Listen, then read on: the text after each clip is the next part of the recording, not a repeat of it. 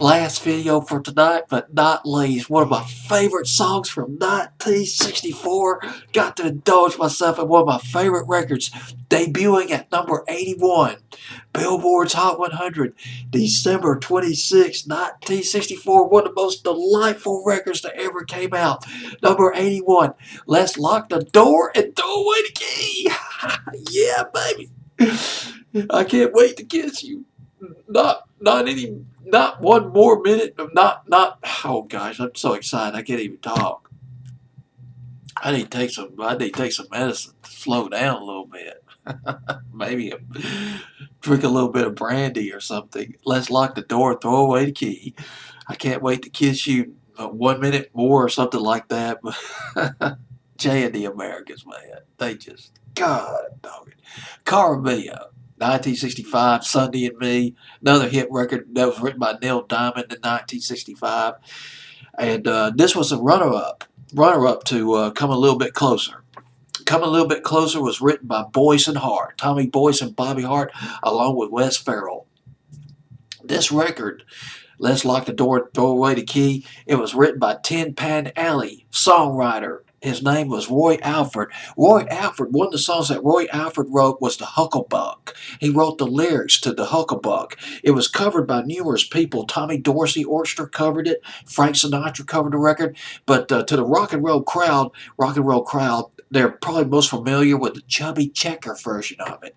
1960 gave his high-energy rendition to The Hucklebuck. Chubby Checker was real good at imitating other people or doing covers. He covered, note by note, The Twist, which was originally done by Hank Ballard and the Midnighters, but I'm not going to get into that right now. The other guy who wrote this record, Let's Lock the Door and Throw Away the Key. I can't wait to kiss you 1 minute more. Yes. This is a great fantasy record. What a beat! Listen to those drums. Boom, boom, boom, boom, boom. This is a classic rock and roll record. I know it's not Ozzy. It's not Black Sabbath. It's not Deep Purple. It's not Guns N' Roses. It's Jay and the Americans, man. What's wrong with that? Jay and the Americans. The other guy who wrote this record was Wes Farrell. Oh, God. Wes Farrell. Wes Farrell. Okay, Mr. DJ, who the hell is Wes Farrell? Wes Farrell co-wrote Hang On Sloopy, one of his biggest hits. He co-wrote that song with Burt Burns, covered by the McCoys. There was an earlier version of that. I'm not going to get in that part. He also wrote, now later on, Wes Farrell became real famous behind the scenes in the early 70s.